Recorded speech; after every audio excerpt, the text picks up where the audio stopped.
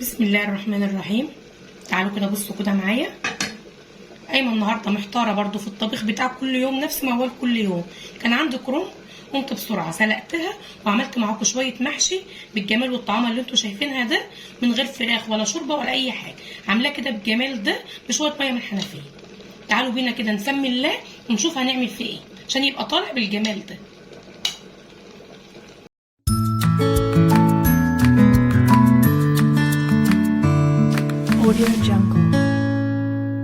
بسم الله الرحمن الرحيم. اول حاجه معايا خالص جبت الكرنبايه معايا اهي. قورتها بقى من هنا كده، شلت الحته اللي فوق ديت كده وخليتها كده معايا، وشلت الورق اللي هو الاخضر ده في جنب تاني اهو، قطعته كده العناقيد بتاعته ديت كده، طبقته على بعض. هروح بقى كده معايا اسخن حله فيها شويه ميه وشويه ملح، واحط فيها شويه من الكمون، وما الميه تغلي هسقط معايا الكرنبايه واسلقها. تعالوا كده مع بعض كده يلا.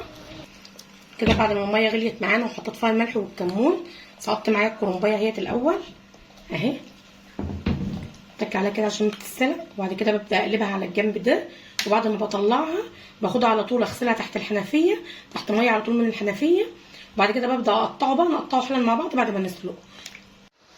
كده الكرنب خلاص اهوت، بعد ما غسلته معايا في قلب الميه، سلقناه وغسلناه، هنقطعه بقى معانا اهو، نقطعه كده حتت صغيره معانا على قد ايه الحشيه بتاعتك اهو، على قد بقى انت عايزه محشيه كبيره عايزاها صغيره، قطعها زي ما انت عايز. هخلصه تقطيع كده وارجع لك تاني. جبت كده بعد ما خلصت سلق الكرنب معايا، جبت معايا حله حطيت فيها شويه زيت ومعلقه سمنه، وقطعت البصل كده ومقطعاه على ايديا، وقطعوش حتت صغيره يا دوبك ايه وسط كده حلو كده. هسيبه بقى يحمر معايا، واروح اضرب معايا الطماطم اهي. كده حطيت معايا الطماطم في قلب الخلاط، وحطيت معاها قرن فلفل حار هضربه معاه. لو انت مش حابه الفلفل الحار حط قرن فلفل عادي سواء احمر او اخضر، واضربوهم مع بعض في قلب الخلاط. هضربهم كده على ما البصل يحمر ونكبهم عليه. لما البصل يحمر معانا يا دوب بس بنصفره. كبات الطماطم، ما بحطش اي بهارات دلوقتي خالص، ما بحطش بس اكتر من نص معلقه من السكر على الطماطم بس وهي بتتسبك. والحله اللي انا بعمل فيها بسبك فيها هي ديت اللي انا هحشي فيها. البهارات مش هتتحط دلوقتي، شويه كده بقى بعد ما الطماطم تبرد هنحط البهارات.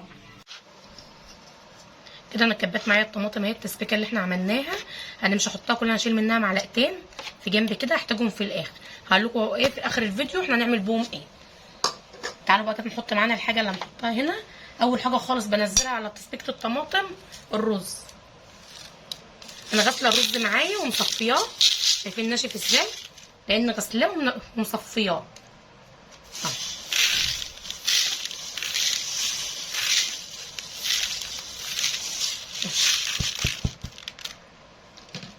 بعد كده بقى بكب على الرز البهارات بتاعتي عشان الرز يشرب من البهارات دي. معايا بهارات من بتاعه المحشي بتيجي برده من عند العطار، وده معايا بهارات لحمه، ومعايا فلفل اسمر، ومعايا بابريكا، ودي كانت حته من بهارات الحواوشي برده هحطها تديله ريحه حلوه وطعم حلو قوي. هكب بقى بعد كده معايا الخضار بتاع المحشي، طبعا برده انا جايباه وغسلاه ومقطعاه حتت صغيره اهو.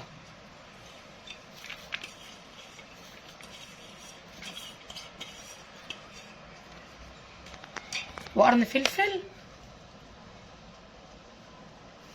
فلفل برده اهوت معايا، وقرن فلفل حار هقطعهم حتت صغيره. بعد ما خلصت كده تقطيع الفلفل والفلفل الحار معايا، احط بقى معلقه ملح كده كبيره اهو، عشان ما حطيتش ملح خالص معايا في الاول. واحط شويه زيت كمان تاني اهو. اللي عنده بقى طبعا اللي هي من بتاعه الخروف عنده ولا حاجه بيحط برده عليها. انا حاطه كيلو رز عليه كيلو طماطم، والخضار بقى ربطتين خضار على حسب بقى اللي انت عايزاه. هقلب كده كلكم مع بعض. طبعا حته اللي هي بتاعه الخروف بتديله طعم حلو قوي. لو ما عندكيش عادي تستغني عنها، مثلا نحط معلقه سمنه عادي اهو. هقلبه جامد خالص كده، ريحته جميله قوي. بقلبه خالص.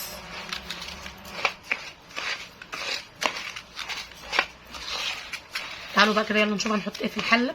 دي الحله اللي انا هحشي فيها مكان الطماطم، ما بغسلهاش بقى لان دي التسبيكه بتاعتها. هحط فيها كده في الارضيه كده بتاعتها عود خضار وبصلايه، بقطع فيها كده بصلايه صغيره. قطعت كده معايا البصلايه، انا بصراحه قطعت نص بصلايه بس، النص التاني بعينه بقى هنحطه ايه، هنعمله بعد ما نخلص الحشيه اقول لكم هنعمل فيه ايه. وده برده نص طماطميه كده وشلت النص التاني. وده كده فصين توم قطعتهم اهوت برده كده. خلاص كده معايا جاهزه كده. عايزه بقى تفرشي الارضيه من الكرنب افرشي، مش عايزه انت حره بقى. انا طبعا ايه هفرش طبعا ايه معايا حاجه بسيطه كده عشان برده المحشي ما يتحرقش مني. ده الورق الاخضر ما برميهوش، انا بفرش بيه الارضيه عشان لما اخلص المحشي ما يتحرقش مني. هحشي بقى كده واوريكم هنعمل ايه. كده خلاص اهوت بقى، تعالوا نحشي كده يلا مع بعض.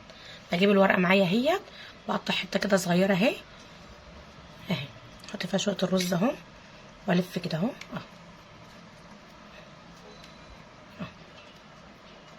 ارص في الحله بقى بتاعتي. اجيب حته تانية على قد المحشيه اللي انت عايزاه، عايزاه كبير عايزاه صغير محشيه معاكي. نجيب ورقه تاني كده نعمل كده تاني مع بعض. ورق معايا اهوت اللي انا مقطعاه، عايزه تصغري التقطيع عايزه تكبرها زي ما انت عايز. بقطع اول حته صغيره كده اهي واخد فيها تبرمها حلو كده، ترص في قلب الحله بتاعتك. انا على فكره انا حطيت برضو بتاع عود نعناع، كان عندي نعناع حطيت عود نعناع نسيت بس اقول عليه وانا بعمل الخلطه بتاعتي. حلو برضو على فكره عشان خاطر برضو اللي عندهم القولون او حاجه بيبقى جميل جدا في قلب المحشي وبيدي ريحه حلوه قوي. هخلص لف كده اهوت معاكم اهوت، بعد كده اوريكم شكل الحله في الاخر قبل ما نعلق.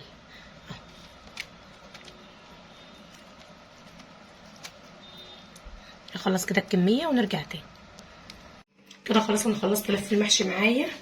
انا الورق الابيض كان خلص معايا، فكان عندي ورق من اللي هو الاخضر كنت سلقاه، خدت الحته الناعمه بس منه وحشيت كملت كده بقت السطور معايا. هجيب بقى معايا بقيه الطماطمايه اللي انا كنت حطاها تحت بقطعها كده معايا حتت صغيره كده على الوش ودي برضو بقيه البصلايه اللي انا كنت حطاها تحت معايا بقطعها برضو كده حتت صغيره كده معايا على الوش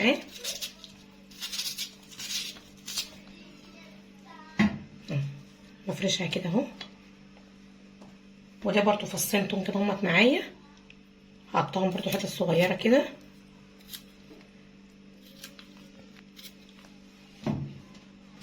ومعايا فصين من الحبهان اهمت برضو واحطهم زي ما هما كده ما بفتحهمش.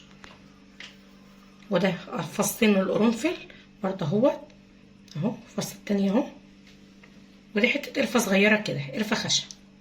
ودي صلصه الطماطم اللي احنا كنا حاشينها بتاعه التسبيكه بتاعتنا كبها برضو كده على الوش كبها كلها كده. واجيب معايا بقى مكعب مرق الدجاج، مكعب المرق اهوت مفركاه معايا واحطه معايا. عايزه تحطي واحد تحطي اتنين براحتك، اعملي حساب برضو ان هو بيبقى حادق. احط حبه ملح كده صغيرين مش كتير لان انا هعلق بميه مش بشرب.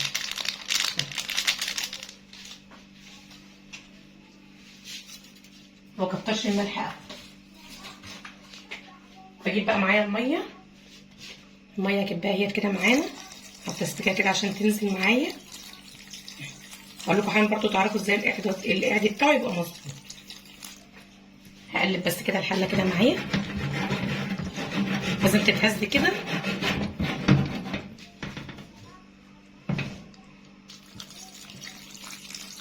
يا دوبك بصوا يا دوبك المحشي الكرنب يبقى بس اهو. شوفوا حاجه بسيطه خالص القعد اهو، يعني يبقى باين معاكم كده من فوق. هحط بقى نقطه زيت صغيره لان برضو انا حاطه زيت كتير في المحشي بس معروف ان المحشي الكرنب بيحب الزيت. هجيب بس كمان نقطه ميه كده صغيره بهز الحله كده تاني معايا. يا دوبك بصوا، يا دوبك القعد بتاع المحشي يغطيه، ما يبقاش كمان مغطيه قوي، لان محشي الكرنب ما بيقعدش ميه كتير عشان يطلع معاكي مفلفل. انا طبعا برضو ايه دقت كده حدقه كده بصبع خفيف اهو، دقت كده الحدق كده بسيط، لقيته حدقه حلو. هعلي بقى عليه النار واغطي عليه لحد ما يغلي معايا، ههدي عليه واسيبه لحد ما يستوي ونغرفه مع بعض بألف هنا وشفا. كده المحشي بتاعي خلاص استوى كده وغرفته قدمته معاكم اهو. انا قليت جنبه بقى بطاطس شيبسي وبألف هنا وشفا، واتمنى ان انتوا تجربوه ان شاء الله يعجبكم. بس اهم حاجه ما تنسوش اللايك، واللي اول مره يشوفني الاشتراك في القناه ويفعل الجرس عشان يوصل لكم كل جديد. ويا ريت تقولوا لي ايه رايكم في التعليقات، تكتبوا لي فيها. والسلام عليكم ورحمه الله وبركاته.